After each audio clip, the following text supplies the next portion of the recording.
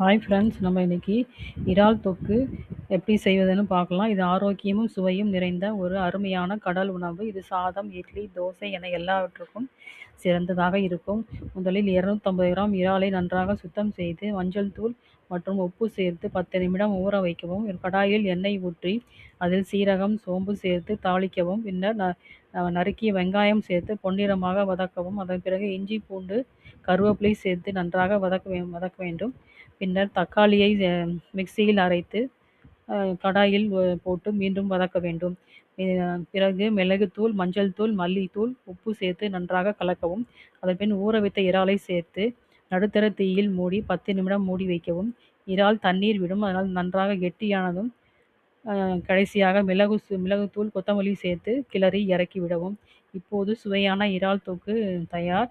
இறால் ஒரு நல்ல புரத சத்து நிறைந்த உணவு. இது உடல் தசைகளை வலுப்படுத்த உதவுகிறது. ஒமேகா ஃபேட்டி ஆசிட் நிறைந்து உள்ளது. இதய ஆரோக்கியத்துக்கு நல்லது.